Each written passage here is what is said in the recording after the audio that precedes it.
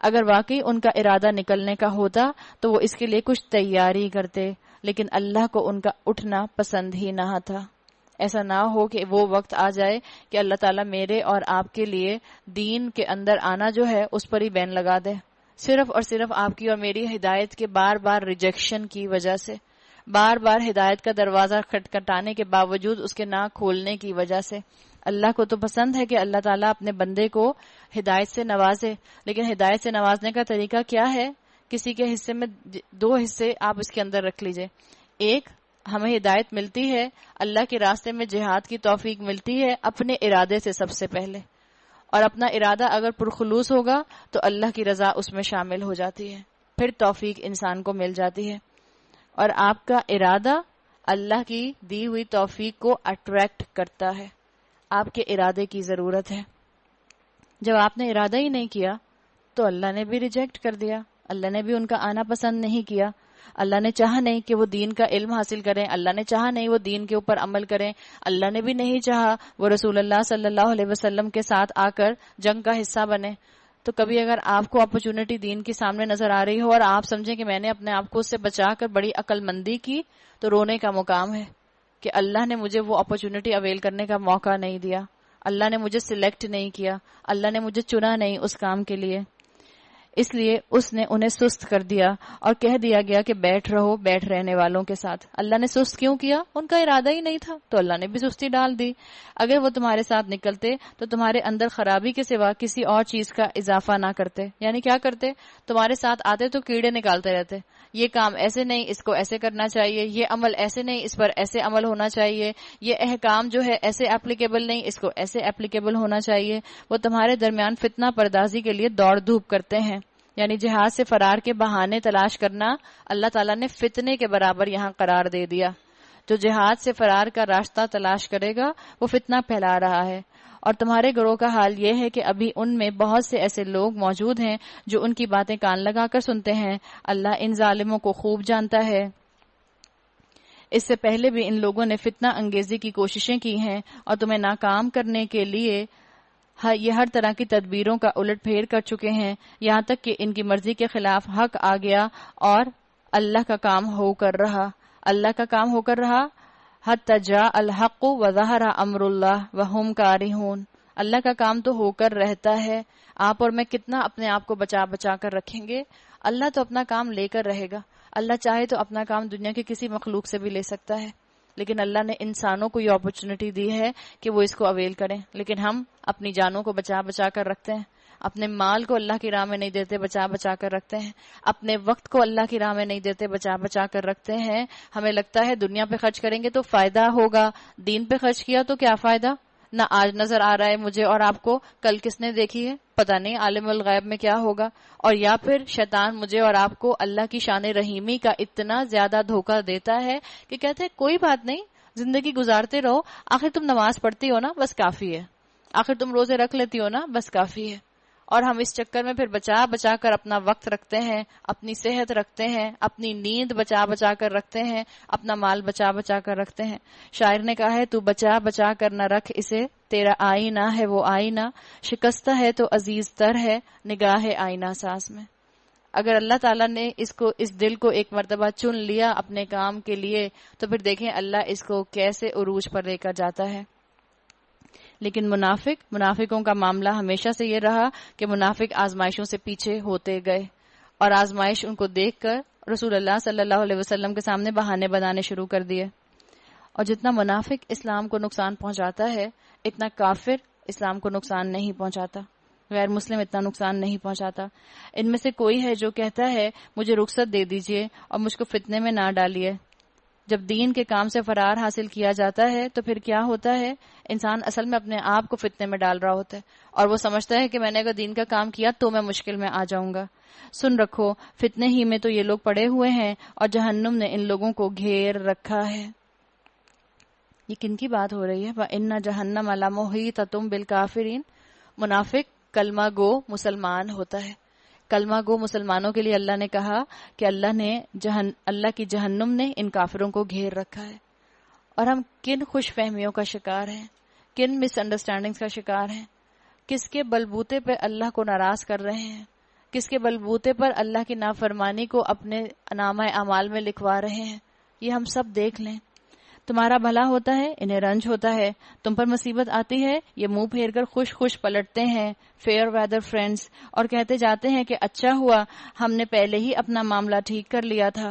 یہ اس کا رویہ ہوتا ہے، یعنی اگر ان کو مسلمانوں کو نقصان پہنچتا ہے، نقصان ہوا تو کیا ہوا، کیا کہا، اچھا ہوا ہم نے پہلے ہی تمہارے ساتھ جانے کا ارادہ ترک کر دیا تھا۔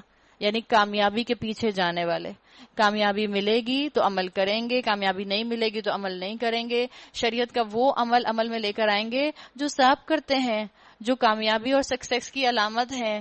اگر آج یہ کہہ دیا جائے کہ امریکہ کا ویزا اس عورت کو دیا جائے گا جو سر پر حجاب پہنتی ہوگی، آپ دیکھیں کیسے عورتیں سر پر حجاب پہنیں، اس لیے کہ لوگوں کی نظر میں کامیابی امریکہ ہے، لوگوں کی نظر میں کامیابی انڈونیشیا ہے، لوگوں کی نظر میں کامیابی جو ہے وہ انگلینڈ ہے۔ اگر یہ ملک کہہ دیں کہ ہم آپ کو اپنے ملک کا ویزا دیں گے اگر آپ حجاب پہننا شروع کر دیں، تو پھر دیکھیں کیسے عورتیں حجاب پہنتی ہیں۔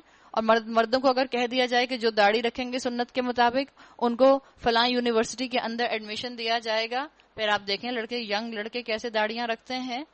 یہ چیز ہے، یہ منافقانہ اپروچ ہے کہ جب دین کا سودا بہت سستا ہے تو دین کو اٹھانے کے لیے ہم تیار نہ ہوں۔ آپ کسی جگہ پر جا رہی ہوں، کسی بازار میں جا رہی ہوں اور وہاں پر سٹیمپیڈ ہو جائے اور آپ کا بچہ 3 سال کا چھوٹا سا اس سٹیمپیڈ میں گر جائے، لوگ اس کے اوپر سے گزر کر جا رہے ہوں، آپ کہیں میں تو اپنی جان بچاؤں، چھوڑو اس کو، چوٹ لگتی ہے تو لگے، مرتا ہے تو مرے۔ ہم ایسا کرتے ہیں؟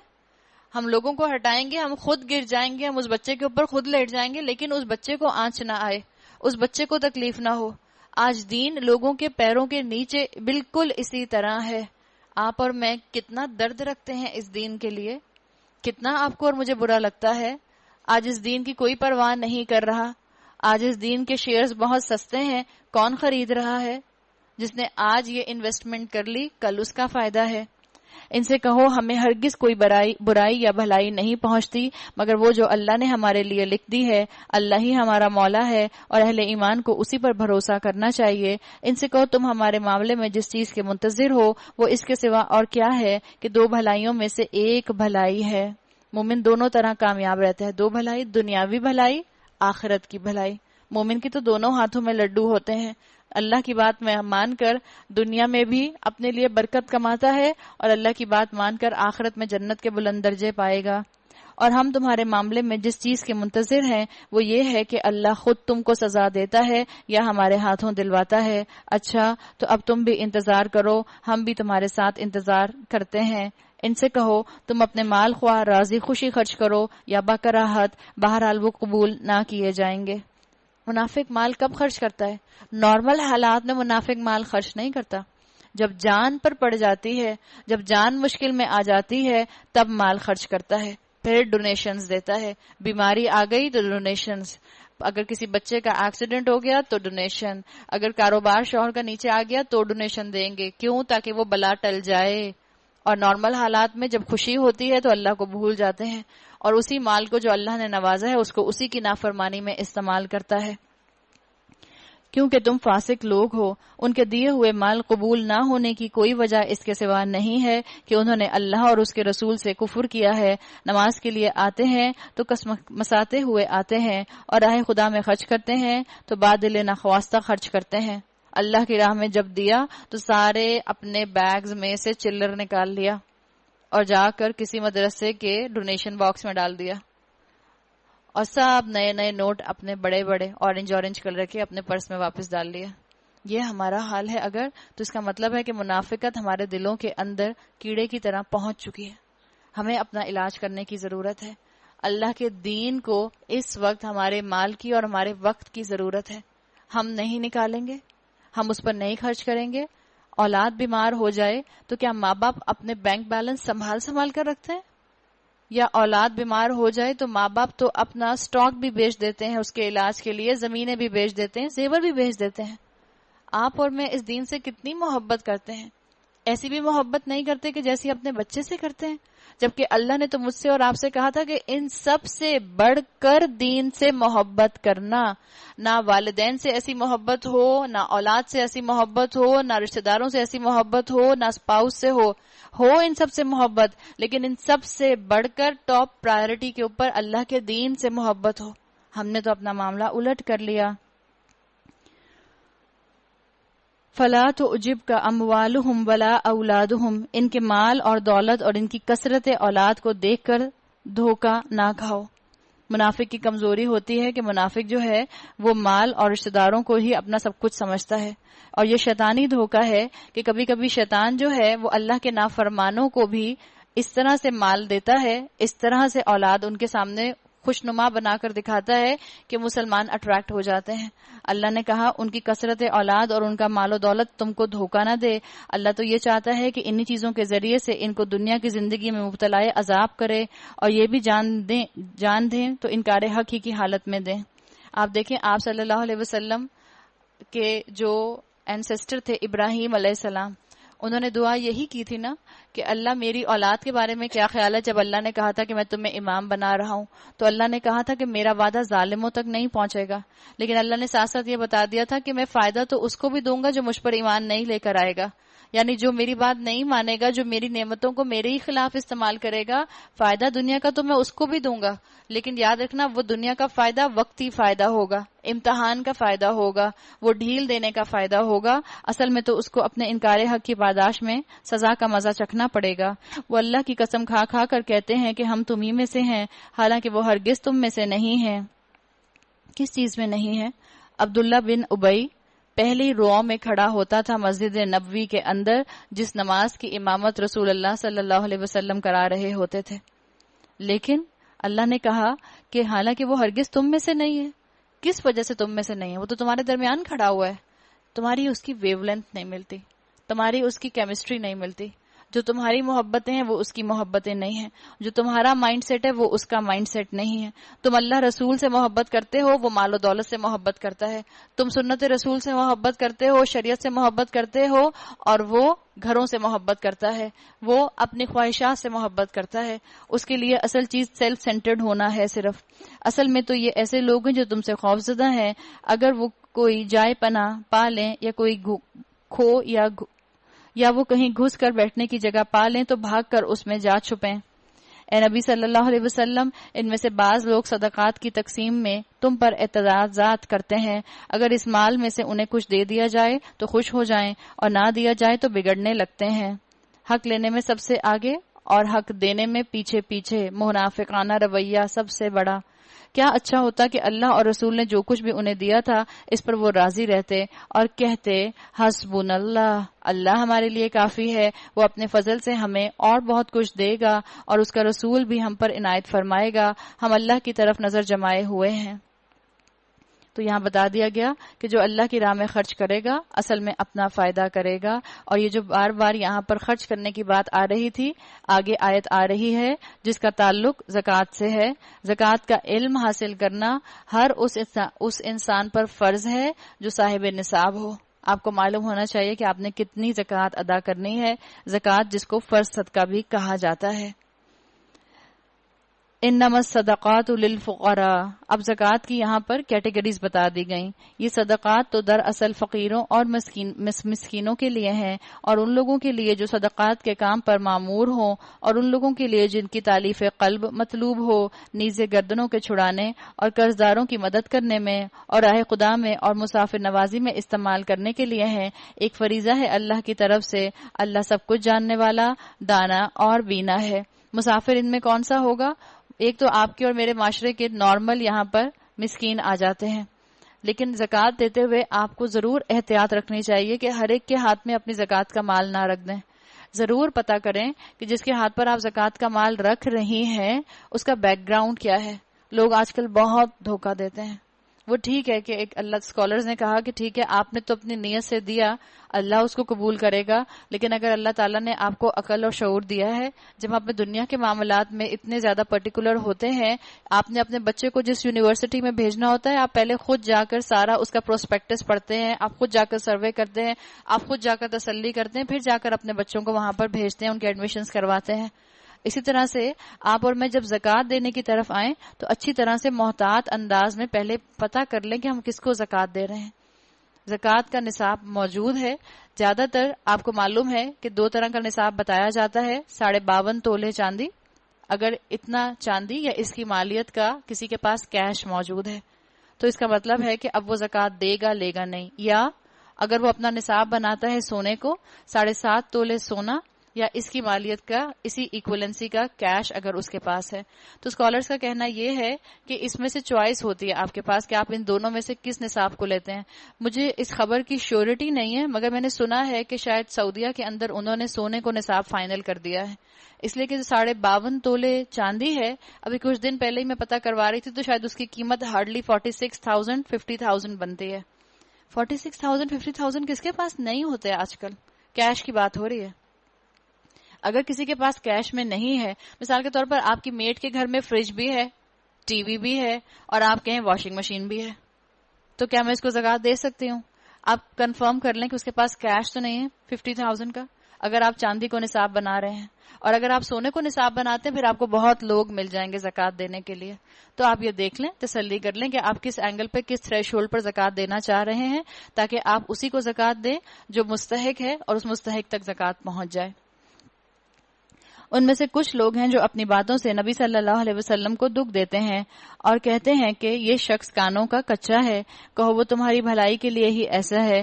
اللہ پر ایمان رکھتا ہے، اہل ایمان پر اعتماد کرتا ہے. سراسر رحمت ہے ان لوگوں کے لیے جو تم میں سے ایماندار ہیں.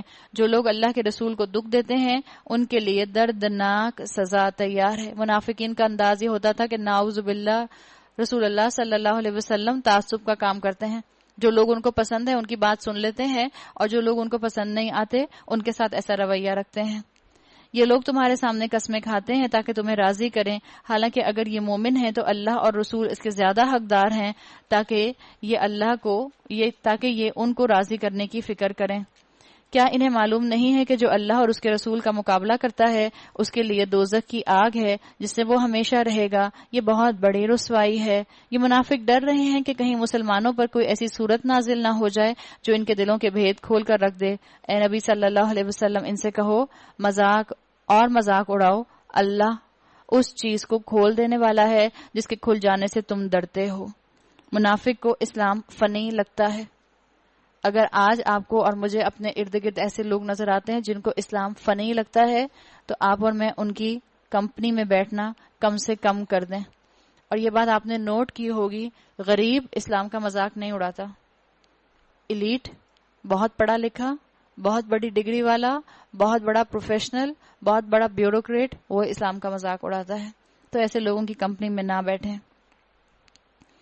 ان کی زندگی کا مقصد، ایسے لوگ جو اسلام کا مذاق بنائیں، ان کی زندگی کا مقصد ہدایت نہیں ہوتا بلکہ انجوائمنٹ ہوتا ہے.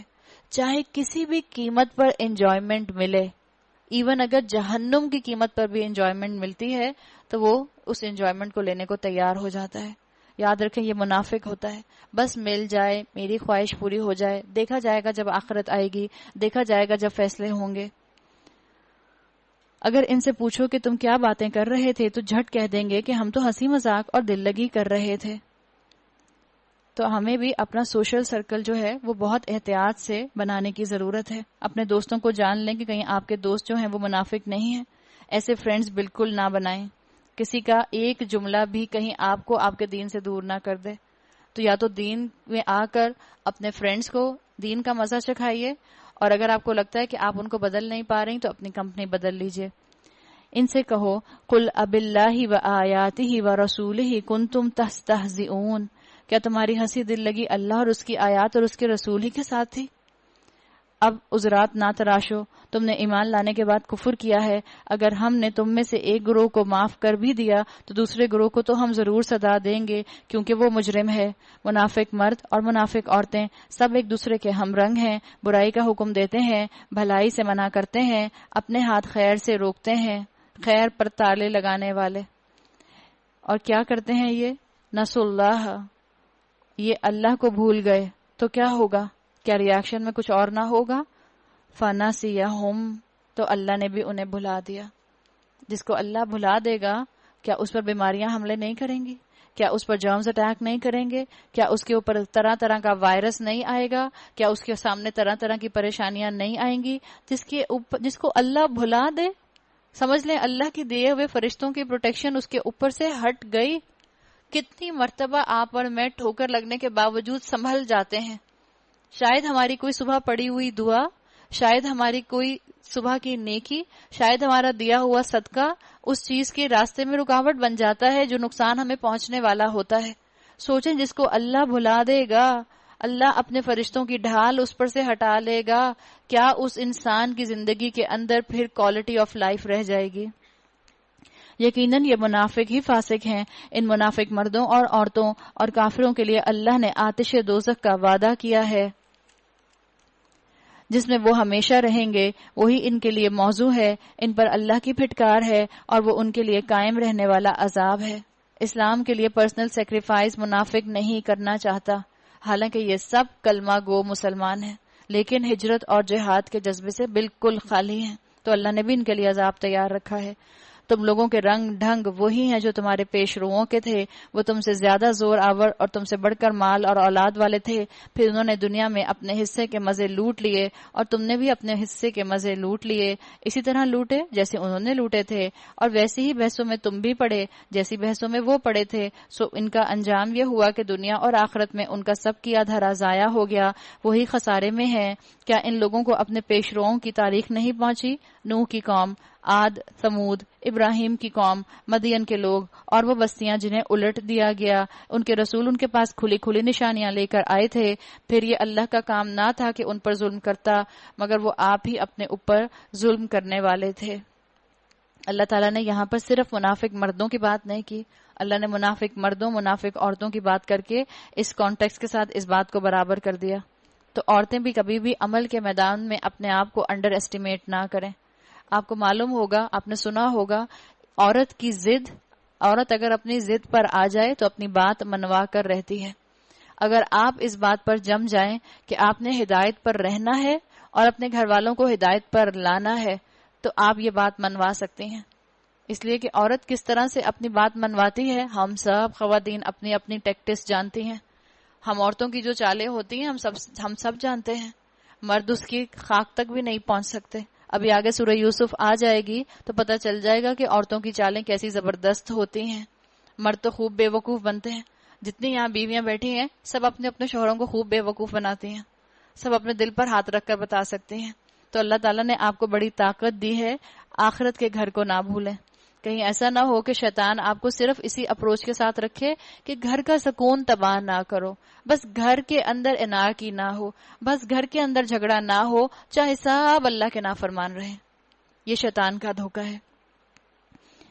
اب اس منافقوں کے گروپ کے برعکس ایک اور گروپ کا ذکر آ رہا ہے. والمؤمنون والمؤمنات بعضهم اولیاء بعض یأمرون بالمعروف وینہون عن المنکر ویقیمون الصلاة ویؤتون الزکاة ویطیعون اللہ ورسولہ اولئک سیرحمهم اللہ ان اللہ عزیز حکیم. مومن مرد اور مومن عورتیں یہ سب ایک دوسرے کے رفیق ہیں، یعنی دوست ہیں. بھلائی کا حکم دیتے ہیں، برائی سے روکتے ہیں، اور ان میں عورتیں بھی شامل ہیں. دیکھ لیں آپ، جیسے منافق مرد اور منافق عورتیں تھیں ایسے ہی مومن مرد اور مومن عورتیں ہیں. پرائرٹی نمبر 1 اللہ ان کا ہوتا ہے. یہ نماز قائم کرتے ہیں، زکوٰۃ دیتے ہیں، اللہ اور اس کے رسول کی اطاعت کرتے ہیں، اور جو ایسے لوگ کام کرتے ہیں یہ وہ لوگ ہیں جن پر اللہ کی رحمت نازل ہو کر رہے گی. یقیناً اللہ سب پر غالب، حکیم اور دانا ہے. تو مجھے اور آپ کو لوگوں کو غلطیوں سے روکنا ہے. گونگا شیطان نہیں بننا کہ میں کسی کو شر سے منع ہی نہ کر سکوں، بلکہ لوگوں کو بھی معروف کی طرف لے کر آنا ہے اور خود بھی معروف پر آنا ہے. معروف عربی میں کہتے ہیں عین رافع، عرف، جانا پہچانا. مسلمانوں میں اصولی طور پر شریعت معروف ہونی چاہیے، لیکن آج جس دور میں آپ اور میں رہتے ہیں اس دور میں شریعت آپ کی اور میرے لیے معروف نہیں ہے، انجانی ہے، اسٹرینجر ہے میرے اور آپ کے لیے. اس کو معروف کیسے بنایا جائے گا؟ جب میجورٹی لوگ اس کے اوپر عمل کرنے لگ جائیں گے تو یہ معروف ہو جائے گی، جانی پہچانی ہو جائے گی. جب آپ عمل کرنے لگیں گی تو انشاءاللہ اور لوگ بھی آپ کے پاس آئیں گے، آپ کے ساتھ آئیں گے.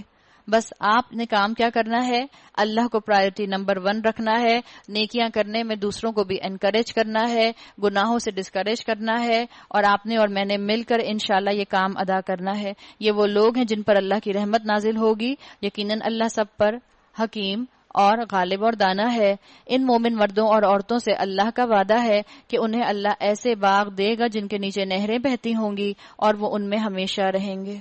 دنیا کے گھر کے ساتھ جنت کے گھر بنانے کی تیاری کرنے کا انسینٹیو دے دیا گیا۔ جیسے دنیا کے گھر بناتے ہیں بہت فکر ہوتی ہے نا، کتنے کمرے ہوں، کیسا ماربل لگا ہوا ہو، کیسا انٹیریئر ہو، کیسے واش رومز ہوں، کیسے سیڑھیاں ہوں، سب چیزوں کی فکر۔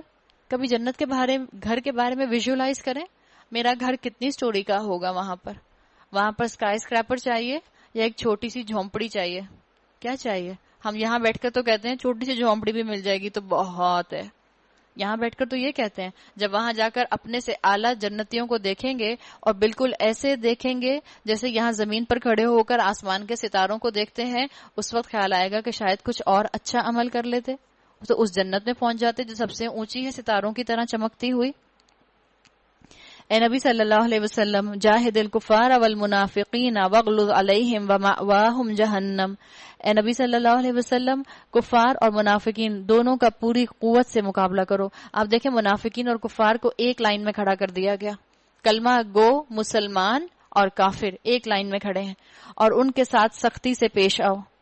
منافقین کے ساتھ کون سا جہاد ہوتا ہے؟ منافقین کے ساتھ اسکالرز کہتے ہیں تلوار کا جہاد نہیں ہوتا، بلکہ ان کے ساتھ ایسا جہاد ہوتا ہے کہ ان کو نظروں سے گرا دیا جاتا ہے، اور یہی کام جو ہے منافقین کے ساتھ کیا گیا۔ آخر کار ان کا ٹھکانہ جہنم ہے اور وہ بدترین جائے قرار ہے۔ یہ لوگ اللہ کی قسم کھا کھا کر کہتے ہیں کہ ہم نے وہ بات نہیں کہی، حالانکہ انہوں نے ضرور وہ کافرانہ بات کہی ہے، یعنی مذاق اڑانے والی بات جو ہے۔ وہ اسلام لانے کے بعد کفر کے مرتکب ہوئے، انہوں نے وہ کچھ کرنے کا ارادہ کیا جسے کر نہ سکے، یعنی آپ صلی اللہ علیہ وسلم کو نقصان تک پہنچانے کی کوشش کی تھی۔ یہ ان کا سارا غصہ اسی بات پر ہے تاکہ اللہ اور اس کے رسول نے اپنے فضل سے ان کو غنی کر دیا ہے۔ اب اگر یہ اپنی اس روش سے باز آئیں تو انہی کے لیے بہتر ہے، اور اگر یہ باز نہ آئے تو اللہ ان کو نہایت دردناک سزا دے گا، دنیا میں بھی اور آخرت میں بھی۔ آپ کو اور مجھے بھی اسلام کی نعمت ملی ہے، اللہ اور اس کے رسول نے اپنے فضل سے غنی کیا ہے۔ غنی کس طرح کیا ہے؟ علم دے کر غنی کیا ہے، قرآن دے کر غنی کیا ہے، سنتوں کا علم دے کر غنی کیا ہے۔ تو کوشش کریں کہ یہ اللہ کا احسان ہے آپ کے اور میرے اوپر، اس احسان کو میں اور آپ اتارنے کی کس طرح کوشش کر سکتے ہیں؟ عمل کر کے۔ جس نے تم پر احسان کیا، حضرت علی کا ایک قول آتا ہے، ڈرو اس کے شر سے جس نے تم پر احسان کیا ہے، اس لیے کہ جس نے احسان کیا ہے اب وہ اس احسان کو نہ چکانے پر اگر تم نے اس کا ویسا بدلہ نہ دیا تو پھر تم سے بدلہ لے سکتا ہے۔ اور زمین میں کوئی نہیں جو ان کا حمایتی اور مددگار ہو۔ ان میں سے بعض ایسے بھی ہیں جنہوں نے اللہ سے عہد کیا تھا کہ اگر اس نے اپنے فضل سے ہم کو نوازا تو ہم خیرات کریں گے اور صالح بن کر رہیں گے، مگر جب اللہ نے اپنے فضل سے ان کو دولت مند کر دیا تو وہ بخل پر اتر آئے۔ فَلَمَّا آتَاهُم مِّن فَضْلِهِ بَخِلُوا بِهِ، بخل پر اتر آئے اور اپنے عہد سے ایسے پھرے کہ انہیں اس کی پرواہ تک نہیں ہے۔ نتیجہ یہ نکلا کہ ان کی اس بد عہدی کی وجہ سے جو انہوں نے اللہ کے ساتھ کی اور اس جھوٹ کی وجہ سے جو وہ بولتے رہے، اللہ نے ان کے دلوں میں نفاق بٹھا دیا جو اس کے حضور ان کی پیشی کے دن تک ان کا پیچھا نہ چھوڑے گا۔ کیا یہ لوگ جانتے نہیں ہیں اللہ کو ان کے مخفی راز اور ان کی پوشیدہ سرگوشیوں تک کا علم ہے، اور وہ تمام غیب کی باتوں سے پوری طرح باخبر ہے۔ وہ جانتا ہے ان کنجوس دولت مندوں کو جو برضا اور رغبت دینے والے اہل ایمان کی مالی قربانیوں پر باتیں چھاٹتے ہیں اور ان لوگوں کا مذاق اڑاتے ہیں جن کے پاس راہ خدا میں دینے کے لیے اس کے سوا کچھ نہیں جو وہ اپنے اوپر مشقت برداشت کر کے دیتے ہیں۔ اللہ ان مذاق اڑانے والوں کا مذاق اڑاتا ہے اور ان کے لیے دردناک سزا ہے۔ تبوک کے موقع پر، غزوہ تبوک کے موقع پر جس طرح جہاد کو فرض عین کیا گیا تھا ہر بالغ مرد کے اوپر، اسی طرح سے صدقے کی بھی بہت اپیل کی گئی تھی کہ دل کھول کر صدقہ کیا جائے، اس لیے کہ سفر بہت لمبا تھا، مسلمانوں نے کافی ٹریول کر کے آگے جانا تھا۔ مسلمانوں نے اللہ کی راہ میں خوب دیا، پیسے والوں کا بھی مذاق اڑایا منافقین نے، اور جن کے پاس پیسہ نہیں تھا، جنہوں نے محنت کر کر کے چند کھجوریں لا کر دیں، ان کا بھی مذاق اڑایا۔ اور غریبوں کا مذاق کیوں اڑایا؟ اس طرح سے کہہ کے کہ بھئی ان کے پاس اور کچھ نہیں ہے تو اب یہ یہی کریں گے آج کی زبان میں، اور امیروں کا مذاق کیسے اڑاتے ہیں کہ بھئی اور کرنے کو تو کچھ ہوتا نہیں ہے، فارغ تو بیٹھے رہتے ہیں، تو پڑھنے پڑھانے میں دین پڑھنے پڑھانے بیٹھ جاتے ہیں. یہ انداز، یہ منافقین کا انداز ہوتا ہے. آپ اور میں اس انداز کے اندر نہ آئیں. آپ نے نہیں سنا لوگ کہتے ہیں یہ پیسے والے، یہ ڈیفنس والوں کا خاص فیشن ہو گیا قرآن کے کورسز کرانے کا، فیشن میں کورسز کراتے ہیں، اس لیے کہ ان کی تو کوئی فکریں ہی نہیں ہیں. جنہوں نے نیا فیشن نکال لیا کہ ہم قرآن کا ترجمہ یاد کریں گے. قرآن کا ترجمہ یاد کرنا اگر فیشن ہے تو بہت ہی مبارک فیشن ہے. اللہ یہ فیشن سب کو کرنے کی توفیق عطا فرمائے. ویسے تو ہر فیشن کو فالو کرنے کی ہمیں فکر ہوتی ہے، اس فیشن کو بھی پھر آپ فالو کریں، کیوں نہیں فالو کرتے؟ اور غریبوں کو منافق آج کے کیا کہتے ہیں؟ کھانے پینے کو کچھ ہے نہیں، کچھ اور تو کر نہیں سکتے، تو چلو دین نہیں لے کر بیٹھ جاتے ہیں. کسی کو جینے بھی دیں گے؟ نہ اس کو جینے دیا نہ اس کو جینے دیا. یہ آج کے منافقوں کا صرف مسئلہ نہیں ہے، ہمیشہ سے منافقین کا یہی مسئلہ رہا ہے. اے نبی صلی اللہ علیہ وسلم، استغفر لہم او لا تستغفر لہم ان تستغفر لہم 70 مرہ فلن یغفر اللہ لہم. اے نبی صلی اللہ علیہ وسلم، تم خواہ ایسے لوگوں کے لیے معافی کی درخواست کرو یا نہ کرو، اگر تم 70 مرتبہ بھی انہیں معاف کر دینے کی درخواست کرو گے، اللہ انہیں ہرگز معاف نہ کرے گا. منافقین کے لیے آ رہا ہے، اس لیے کہ انہوں نے اللہ اور اس کے رسول کے ساتھ کفر کیا ہے، اور اللہ فاسق لوگوں کو راہ نجات نہیں دکھاتا. بتا دیا گیا کہ جنہوں نے اللہ کے راستے میں چلنے سے لوگوں کو ڈی مورلائز کیا تھا، اب ان کو اللہ بھی راہ راست نہیں دکھائے گا. جن لوگوں کو پیچھے رہ جانے کی اجازت دے دی گئی تھی، وہ اللہ کے رسول کا ساتھ نہ دینے اور گھر بیٹھے رہنے پر خوش ہوئے، اور انہیں گوارا نہ ہوا کہ اللہ کی راہ میں جان و مال سے جہاد کریں. انہوں نے لوگوں سے کہا کہ اس سخت گرمی میں نہ نکلو. جب انہوں نے یہ کہا تو اللہ نے کیا کہا؟ قل، ان سے کہہ دیجئے، نار جہنم اشد حرا، جہنم کی آگ اس سے بھی زیادہ گرم ہے، کاش انہیں اس کا شعور ہوتا. اللہ تو تمہارے پسینے کے قطرے بھی اٹھا کر رکھے گا، اس پر بھی اجر دے گا. اگر آج تم اس خوف سے حجاب اوڑھتی ہو کہ جہنم کی آگ میں مجھے جلنا نہ پڑے، تو میں اللہ کی خاطر جہاد کر رہی ہوں، اور اس جہاد میں جو آپ کا پسینہ نکلے گا، ایمان رکھیں اللہ اس پسینے کی بھی قدر کرے گا. کیا ٹریڈ مل پر کھڑے ہو کر اپنا وزن کم کرنے کے لیے اپنا پسینہ نہیں نکالتے؟ کیا کیلوریز برن کرنے کے لیے واک نہیں کرتے؟ یہ سب بھی تو کرتے ہو، کچھ اچیو کرنے کے لیے یہ کام کرتے ہیں نا. کس نے کہا ہے اس گرمی کے موسم میں آپ اور میں ایکسرسائز کر کے ورک آؤٹ کر کے اپنا پسینہ نکالیں؟ کچھ اچیو کرنا چاہتے ہیں. جب انسان کچھ بڑا اچیو کرنا چاہتا ہے تو اس کو قربانی تو دینی پڑتی ہے. جب آپ اپنے وزن کو کنٹرول کرنا چاہتی ہیں تو اپنے کھانے پینے کی خواہشات کی تو قربانی آپ کو دینی پڑتی ہے. اب چاہے آپ اپنے نفس سے روکیں، چاہے اپنی فرش پہ بڑا سا لکھ کر لگا لیں، سٹاپ ڈونٹ ایٹ. کرتے ہیں نا، اپنے آپ کو روکتے ہیں. کیوں روکتے ہیں؟ کسی بڑے مقصد کو حاصل کرنے کے لیے. تو اللہ کے ہاں بھی جو بڑا مقصد ہے وہ یہ ہے کہ اپنے آپ کو جہنم کی آگ سے بچا لیں.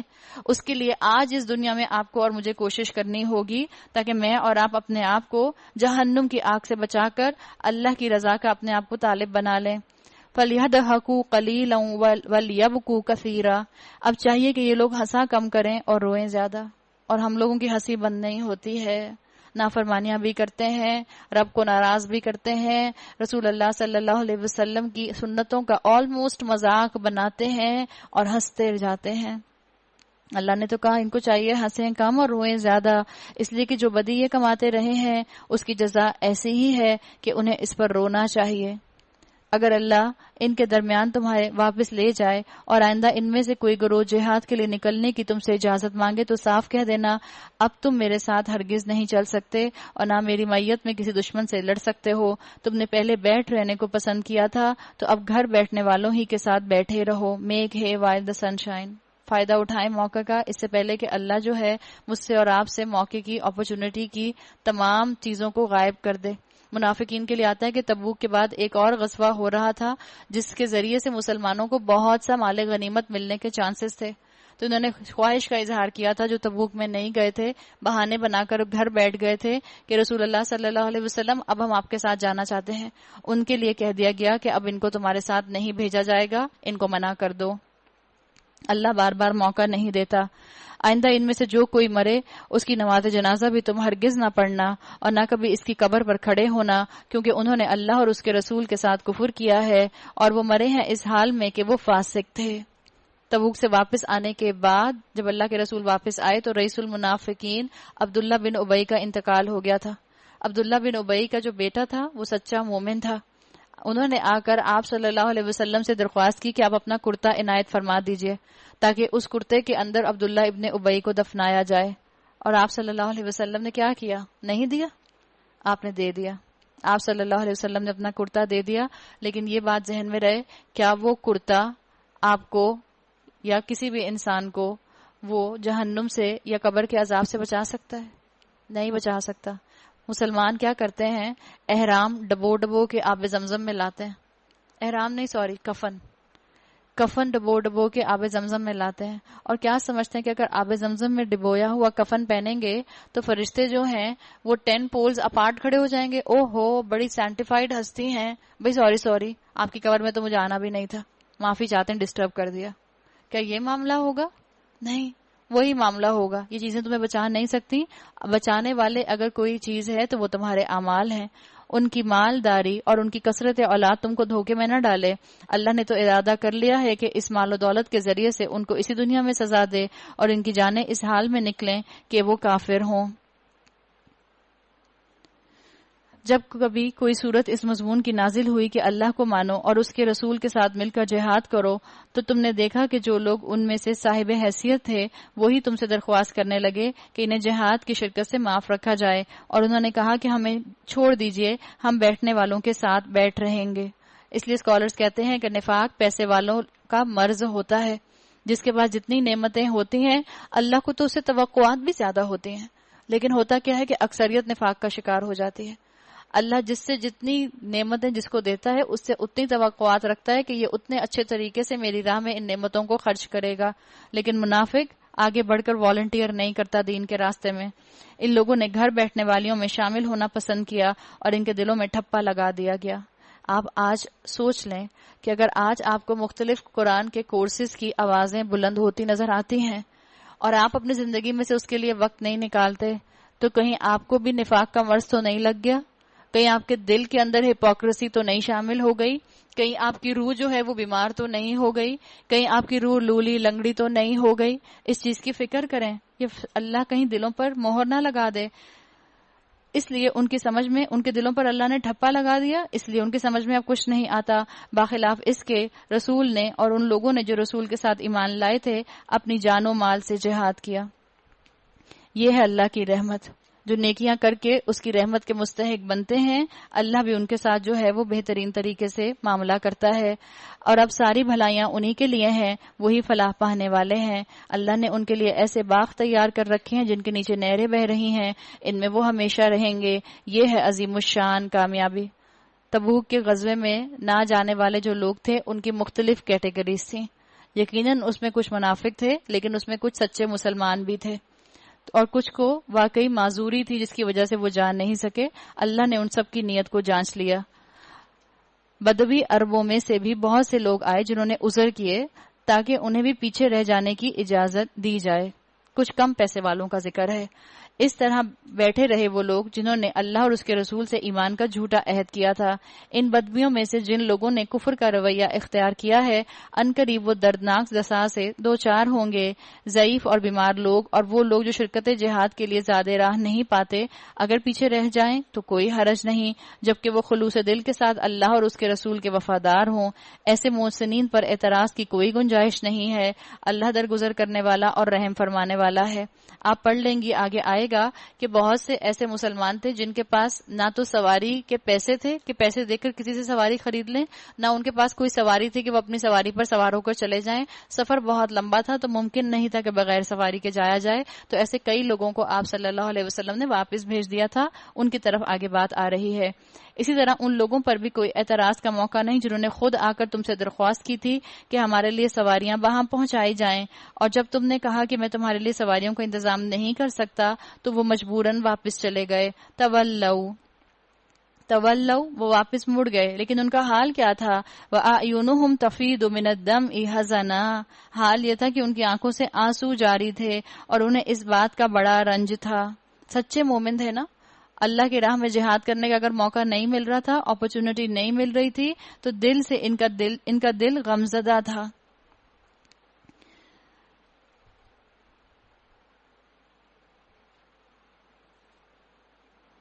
اور حال یہ تھا کہ ان کی آنکھوں سے آنسو جاری تھے اور انہیں اس بات کا بڑا رنج تھا کہ وہ اپنے خرچ پر شریک جہاد ہونے کی قدرت نہیں رکھتے۔ البتہ اعتراض ان لوگوں پر ہے جو مالدار ہیں اور پھر بھی تم سے درخواست کرتے ہیں کہ انہیں شرکت جہاد سے معاف رکھا جائے۔ انہوں نے گھر بیٹھنے والیوں میں شامل ہونا پسند کیا، اللہ نے ان کے دلوں پر ٹھپا لگا دیا۔ وَطَبَعَ اللَّهُ عَلَى قُلُوبِهِمْ فَهُمْ لَا يَعْلَمُونَ، اس لیے اب یہ کچھ نہیں جانتے ہیں ان کی اس روش کا ان کو کیا نتیجہ ملنے والا ہے۔ ہم بھی دیکھ لیں کہ آپ اور میں کس کیٹیگری کے اندر آتے ہیں۔ کیا میں اور آپ اللہ کے راستے میں نکلنے کے لیے ہمت کرتے ہیں، یا میں اور آپ اللہ کے راستے میں آنے والی اپرچونٹیز کو ریجیکٹ کر دیتے ہیں؟ اللہ مجھے اور آپ کو اس کیٹیگری میں نہ بنائے جس کیٹیگری میں اللہ دلوں پر مہر لگا دیتا ہے۔